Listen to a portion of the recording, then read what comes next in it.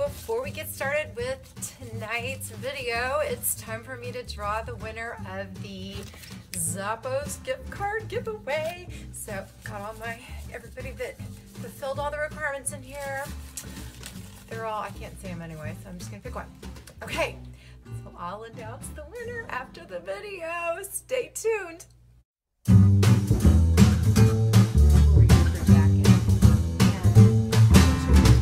Misty Ann's closet reboot. She's getting organized. Misty Ann's closet reboot. What a sight for your sore eyes.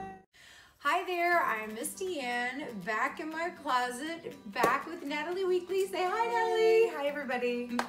So I am doing my first photo shoot this weekend. So exciting. So exciting. Photo shoots are fun. Natalie is the pro at photo shoots. If you go to her Instagram, which I will post a link in the description, you will see she's got these down. Oh, thank you. So we're not gonna go through each outfit today because we'll talk a little bit about it, but we're gonna keep a little surprise. But I did want Natalie to just tell you a little bit about what she was thinking when she picked things out and just a couple of the ideas that she had and tips she had for a great photo shoot.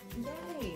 Well, we did the same thing we did when we worked in Misty Ann's closet, which is what kind of vibe are you going for? And we talked about basically dressy, still some professional but fun, and that's what we kept in mind when we were picking out the outfits. And when you also want to think about if you're going with evergreen or if you're going with seasonal specific. In her case, we ended up going seasonal specific, but I think you'll be surprised to see that several of these can be evergreen. Can transition. When you're thinking about what to wear, you want to look for two different things in particular. One, different necklines.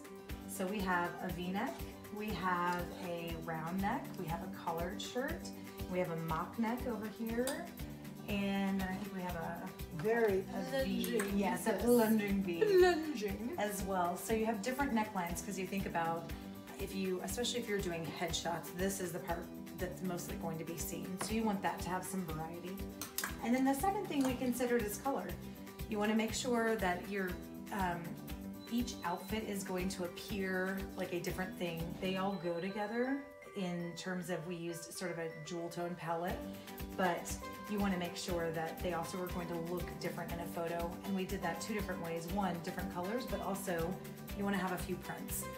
Don't be afraid of prints. It's okay to wear prints in a photo shoot. Yeah, I asked about that. It's okay. You absolutely can. And your photographer should know, and most likely will know, to switch up backgrounds and make it look correct with whatever print you're wearing. But it's really great, especially if you did happen to eat Mexican food the night before your photo shoot. Or have Thanksgiving the week before your photo shoot. All sins are forgiven in a print. And then we also went with something that's very now. So this is, we mixed vintage and current.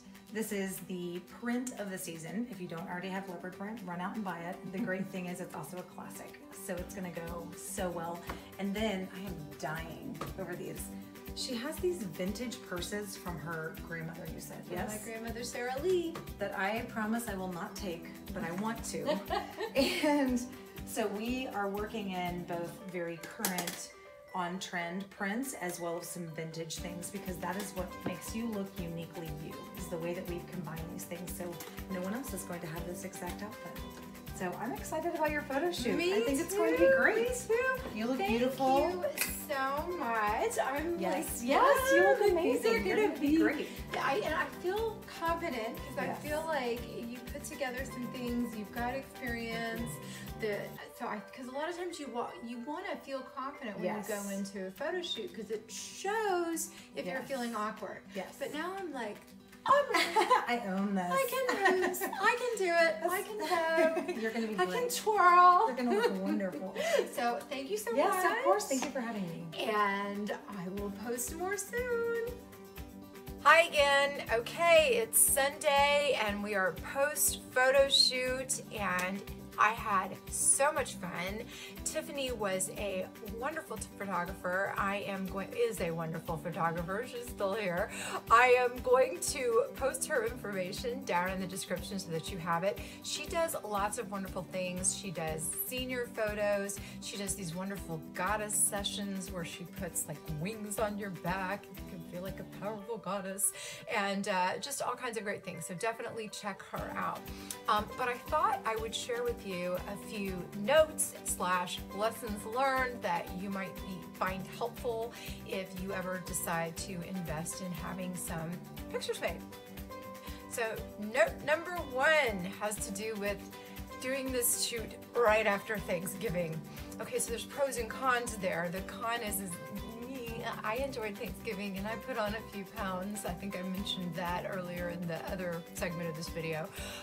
So there was the needing to take those off before I did the shoot. I had a week.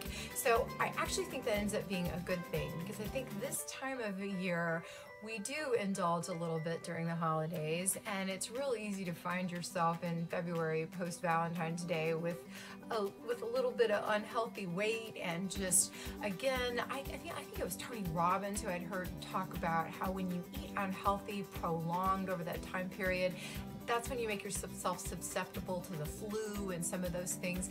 So I think it's probably not a bad thing to sort of reset after each of these holidays.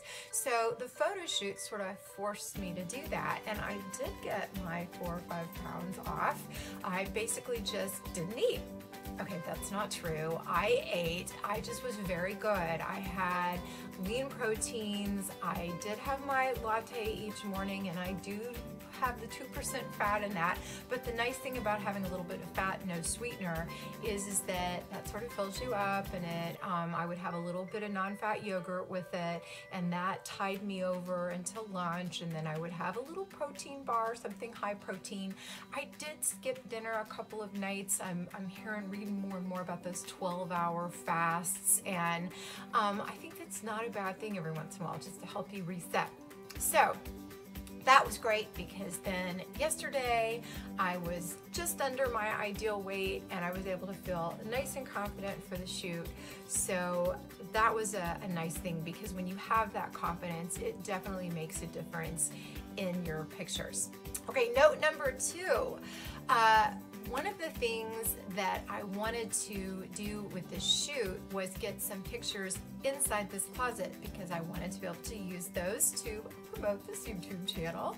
And there was a lot going on in this closet. So even though Natalie had a really good point about don't be afraid of the prints, for in here, we felt like I needed something a little bit more solid, just because there's a lot going on in here.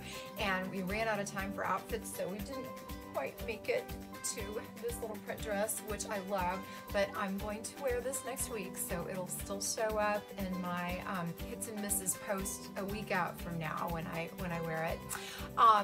But so instead, what I wore was something more casual. I'm also usually more casual when I'm in my closet, and monochrome, so that it wouldn't detract from the other things in the pictures.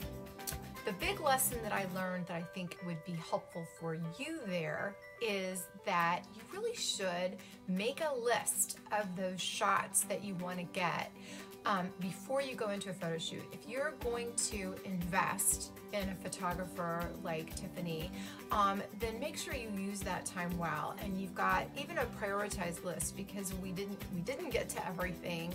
So it's nice if you've got that list of things that you want to make sure are the most important, and you can get those knocked out first. The other thing to take into consideration is we did want to do some outdoor shots, and we started losing the light. So you want to make sure that you know what shots you want to get, so that, because the time of day does have a decent impact on the photography. So that's very important, is to kind of have that lined out in your head.